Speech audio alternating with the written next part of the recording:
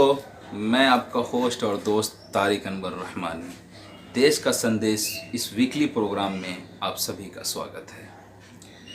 मैंने आपसे वादा किया था कि जब सच को छुपाया जाएगा, हक को दबाया जाएगा, सच को झुटलाया जाएगा, तो हम बोलेंगे, हर हाल में बोलेंगे। आज आपके सामने बहुत सारे ऐसे हाईलाइट न्यूज़ पर बात करने जा रहा हूँ। न्यूज़ पर देश की जो जीडीपी है 23 यानी माइनस को पहुंच चुकी है। बेरोजगारी बिल्कुल पीक पर है, लेकिन सरकार नींद से जागने के लिए तैयार नहीं है। उमर खालिद को गिरफ्तार कर लिया गया है। उमर खालिद के गिरफ्तार होने के बाद 2 दिनों के बाद एक वीडियो ट्विटर, फेसबुक और यूट्यूब पर ट्रेंडिंग करने लगता है। और उस वीडियो का जो पहला शब्द है वो ये है कि जब ये वीडियो आप सुन रहे होंगे तो तब तक मेरी गिरफ्तारी हो चुकी होगी। ये वीडियो सिर्फ वीडियो नहीं, हम सबों के लिए एक सवाल छोड़कर चला गया है वो उमर खालिद। ये हम सबों के लिए सवाल है, उन तमाम बुद्धिजीवी लोगों के लिए जो समाज में बड़े लोग हैं, जो समाज में हर बुराई के खिलाफ आवाज़ उठाते हैं, अपोज करते हैं। उस वीडियो के जरिए बताया जा रहा है कि किस तरह उसकी वीडियो को ट्रिम करके बार बार चलाया जा रहा था, बार बार उसे फंसाने की कोशिश की जा रही थी। दिल्ली पुलिस की कार्रवाई है और ये बात समझ में बिल्कुल साफ है और क्लियर है, एक विजन क्लियर है कि CAA को जिन लोगों ने प्रोटेस्ट में सबसे ज्यादा आगे बढ़ाया, जिन लोगों ने CAA को प्रोटेस्ट में अपने आप को ज्यादा बढ़ाया, उन लोगों को सरकार टारगेट कर रही है।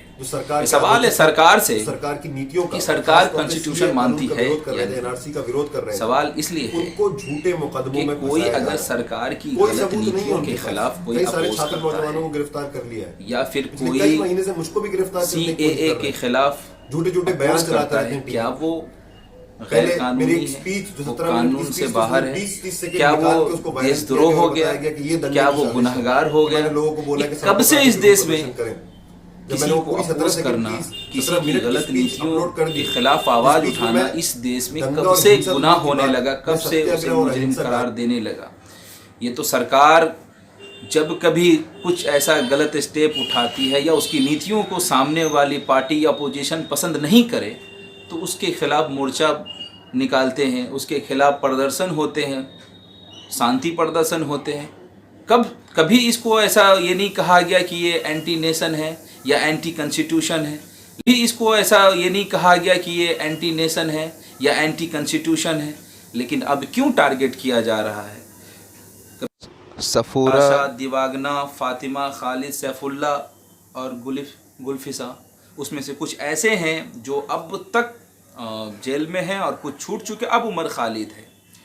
ये हम सबों के लिए एक बहुत बड़ा सवाल है कि आखिर ऐसा क्यों हो रहा है कि कोई इंसान अगर अपने हक की आवाज़ उठाता है, कोई अगर देश की बात करता हो, कोई भाईचारगी की बात करता हो, क्यों उसे विलन की तौर पर पेश कर दिया जाता है और फिर मीडिया नंगा नाच करने लगती है? जबकि ज़रूरत इस बात की थी कि अब बेरोजगारी पर बात की जाती, सरकार को इस पर मेहनत करना चाहिए। को कब नींद से फुर्सत हो, सरकार इस पर ज़रा बराबर भी ध्यान। आज टीवी पर डिबेट होते हैं, हिंदू मुस्लिम की डिबेट होते हैं, हजारों डिबेट हो गए। ताजमहल किसने बनाया इस पर डिबेट हो रहे हैं, हिंदू मुस्लिम पे डिबेट हो रहे हैं, मुगलों पे डिबेट हो रहे हैं। लेकिन आज लाखों की संख्या में लोग बेरोजगार हो गए हैं। जो ऐसे बहुत सारे लोग थे जो डेली कमाते थे और खाते थे, आज वो लोग भूख मर रहे हैं। रेप जैसी घिनौनी घटना दिन ब दिन बढ़ती जा रही है। ये निकम्मी एंकर, बेशरम एंकर दिन रात हिंदू मुस्लिम किए रहते। बेशर्मो, शर्म आनी चाहिए। तुम देश के सच्चे सपूत नहीं हो। अगर तुम सपूत होते तो रेप पर इन नेताओं पर सवाल उठाते, सरकार पे सवाल उठाते कि क्यों आज बेटी सुरक्षित नहीं है, क्यों आज लोग बेरोजगार हैं। जो सरकार वादा करके गरीबों के लिए वादा करके कि जाते हैं, कुर्सी को अपनाते हैं, सरकार में आते हैं, अपनी सरकार बनाते हैं, उन गरीबों को और गरीब कर दिया जाता है, उस पर कोई सवाल नहीं। ये कब से, अगर कोई सवाल करता है सरकार पे तो वो कब से वो गुनहगार हो गया? क्या ये हमारी आज़ादी नहीं है कि हम सवाल किसी से नहीं कर सकते? देश के नौजवानों की बात करते करते, देश के नौजवानों को ख्वाब दिखा करके देश के नौजवानों के जो रोजगार थे उसे भी छीन लिया गया। लेकिन आज सड़कों पे देख रहे हैं कि बेरोजगारी के लिए लोग आज वो प्रोटेस्ट कर रहे हैं। बड़ा ही खूबसूरत जन्मदिन प्रधानमंत्री जी का गुजरा है कि एक तरफ विशेष पे विशेष उन्हें मिल रही, दूसरी तरफ से लोग जो नौजवान हैं देश के, उन लोगों ने उसी दिन को चुना, बेरोजगारी के नाम पे प्रोटेस्ट किया। समझना चाहिए, समझने की बात है। ऐसा लगता है कि इस देश के नौजवानों से और गरीबों से किसी को सहानुभूति है नहीं, मोहब्बत है, उसको छोड़ दिया गया है। ये वक्त था कि हम सीरियस होते। हमने देखा ये लॉकडाउन जैसे हालात में वीडियो और फोटोज के जरिए हमने देखा, बहुत अच्छे से देखा कि छोटे छोटे बच्चों लोग परेशान हुए, दाने दाने के लिए तरस गए। लेकिन सरकार को जरा फर्क नहीं पड़ा। एसी में बैठ करके फैसला सुना देना कमाल नहीं है साहब। गरीबों के साथ आकर के उसकी भलाई करे, बड़े बड़े भाषणों से कुछ नहीं होता। ये देश के इस हाल पर आप लोग रहम खाएं। और अर्नब गोस्वामी जैसे कई ऐसे एंकर, मुझे समझ में नहीं आता कि उस इंसान को आखिर हो क्या गया है। मैं सलमान खान का कोई सपोर्टर नहीं हूँ, मैं सलमान खान से मुझे कोई लेना देना है भी नहीं। लेकिन मैं एक सवाल पूछना चाहता हूँ कि सलमान खान है कौन? प्रधानमंत्री है कौन? वो कोई मंत्री है जो आप उससे सवाल करते हो कि ये क्यों नहीं बोला, वो नहीं बोला, सीना पीट पीट करके बोलते हो? सारी मर्दानगी हिंदू मुस्लिम में दिखाने वाले अर्नब गोस्वामी, ये बताओ कि तुम रेप जैसी घटनाओं पे कब बोलोगे? बेरोजगारी पे कब बोलोगे? सरकार की गलत नीतियों पे कब बोलोगे?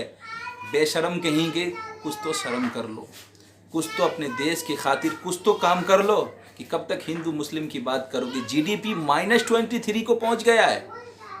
लेकिन तुम लोग पेड मीडिया हो।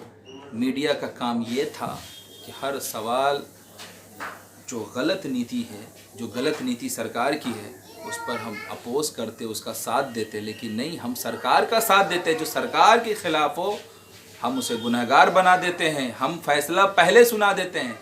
तो तुम कौन हो सुनाने वाले? आज उमर खालिद को आपने जेल में डाल दिया, उनसे पूछताछ किया जा रहा है। लेकिन उनका क्या? जिन लोगों ने दिल्ली दंगे से पहले हेट स्पीचेस दिए, कपिल मिश्रा ने नहीं दिया, अनुराग ठाकुर ने नहीं दिया, परवेश वर्मा ने ये कहा कि लोग रेप कर देंगे, शाहीन बाग की तरफ इशारा दिया गया। और वो अनुराग ठाकुर जो कहते हैं कि गोली मारो सालों को, इन लोगों से कोई सवाल नहीं। भाई, इस देश में सभी नागरिक को बराबरी का हक है। जो लोग बाबा भीमराव साहब अंबेडकर को अपनी रूह में बसाए हुए हैं, उनकी कॉन्स्टिट्यूशन को बचाने के लिए सड़कों पर उतरे, जी उनको सड़कों पर उतरे इसलिए कि वो उस कॉन्स्टिट्यूशन को बचाने के लिए उतरे। और उनको आप लोगों ने कैसे, पूरी दुनिया के सामने मीडिया के लोगों ने कैसे दिखाया कि ये लोग पैसे लेकर के प्रोटेस्ट करने आए हैं। धंधा करने वाली तक आप लोगों ने बता दिया। ये वही लोग थे जो देश की संविधान को बचाने के लिए सड़कों पे आए थे।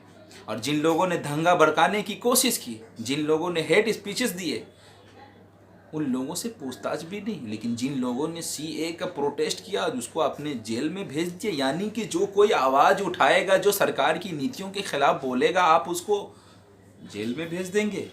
क्या आज हमारी आज़ादी, बोलने की आज़ादी नहीं रही हमारे लिए? ये आपको तय करना होगा। और अब बात करता हूँ समाज के उन तमाम बुद्धिजीवी लोगों से, समाज के उन बड़े लोगों से, समाज के उन तमाम नेताओं से जो बात करते हैं गंगा जमनी तहजीब की, बात करते हैं देश की, बात करते हैं गांधी जी की, बात करते हैं सुभाष चंद्र बोस की, बात करते हैं मौलाना आज़ाद की, बात करते हैं उन तमाम वीरों की, उस खूबसूरत देश की। आज वो लोग कहाँ हैं? क्यों खामोश बैठे हुए हैं? कर रहे हैं। हम कब तक यूं ही खामोश बैठेंगे? कब तक यूं ही जुल्म होता रहेगा? हमारे लिए भी हक है, हमें भी कुछ। हम कब तक खामोश रहेंगे? ये मीडिया वाले TRP के लिए कुछ भी दिखा रहे, ये सारे टीआरपी के लिए सीना पीट रहे हैं, इन्हें देश से कोई लेना देना नहीं है। ये आपके जहन को, हम सब के जहन में वो जहरीला जहर डाल करके माइंड वॉश किया जा रहा है, इसको समझना होगा। कोरोना जैसी आपदा में इन लोगों ने उसको भी हिंदू मुस्लिम में बांट दिया, तो सोचने की बात है कि ऐसे लोग गंगा जमनी तहजीब के लिए, कॉन्स्टिट्यूशन के लिए, यहाँ की खूबसूरती के लिए खतरा साबित हो रहे हैं। इसलिए सवाल तो करना होगा। अब वो वक्त है कि आप आगे आए, उन लोगों का साथ दे। देखिए, धर्म के नाम से, धर्म के आईने में अगर आप देखेंगे किसी चीज़ को तो हर कोई आपको अलग अलग दिखेगा। इंसानियत के आईने से देखेंगे तो हर कोई बराबर दिखेगा। क्यों? कि कॉन्स्टिट्यूशन हमें बराबरी का हक देता है, और वो बराबरी का हक हर एक को हासिल है, वो चाहे हिंदू हो या मुसलमान हो या सिख हो या ईसाई हो, यहाँ पे सब बराबर है और बराबरी का हक मांगा जाएगा। सरकार की गलत नीतियों के खिलाफ आवाज़ उठाया जाएगा तब तक जब तक कि उस नीतियों को नहीं सुधारा जाए। जहाँ पे धर्म के नाम पे बांटने की कोशिश की जा रहेगी, आज मॉब लिंचिंग किया जा रहा है धर्म के नाम पर, बार बार मॉब लिंचिंग किया जा रहा है। आज मैंने देखा अर्नब गोस्वामी, तुम सलमान खान को बोलते, तुम क्यों खामोश हो, तुम क्यों नहीं बोलते, तुम क्यों चुप बैठे हो, कहाँ घुसा है, कहाँ छुपाया है। आज मैं सवाल करता हूँ अर्नब गोस्वामी, बेशरम इंसान, ये बताओ कि तुमने कभी मॉब लिंचिंग पर एक भी डिबेट कराया, एक बार भी सवाल उठाया? बेरोजगारी पर तुमने सवाल उठाया? कहाँ जा रहे हैं? जो लोग दंगा भड़काते उस पर तुमने डिबेट कराया? और बताओ, वो तो मिनिस्टर नहीं है, लेकिन हमारे प्रधानमंत्री तो सबके हैं, सबके हैं ना, हिंदू मुसलमान सभी के लिए हैं। एक भी ट्वीट दिखा दो, एक बार भी उन्होंने मना किया हो, ये बता दो कि मॉब लिंचिंग नहीं करनी चाहिए, उसे सजा दिलाना चाहिए। मॉब लिंचिंग पे कार्रवाई होनी चाहिए। किसको सजा हुई अब तक बताएं? तुम लोगों ने हिंदू मुसलमान कह करके जहर भर दिया। आज वो जहरीला तुमने जो बीज डूबा, जो डाला था, आज वो दरख्त बनते हो जाए। मीडिया का काम था सच दिखाना, हक पर कायम रहना, लेकिन आज क्या हो रहा है? सिर्फ दलाली कर रहे हो तुम लोग। इसलिए ये मेरे लिए काफी था आपको समझाने के लिए, लेकिन मैं लास्ट में बस इतना ही कहूँगा कि देश के तमाम लोगों का ये हक बनता है कि ऐसे लोगों का बाइकाट करें। मुद्दे बहुत सारे हैं देश में, लेकिन सवाल यही है कि जब ऐसा हर तरफ हो, जो सरकार की नीतियों के खिलाफ कोई बोलता हो या सरकार को अपोज करता हो, तो फिर सरकार जब उस पर कार्रवाई करे तो देश के सभी नागरिक को बराबरी के साथ खड़े हो जाना चाहिए, साथ देना चाहिए, क्योंकि सब है तो देश है, देश है तो सब कुछ है। जय हिंद, जय भारत।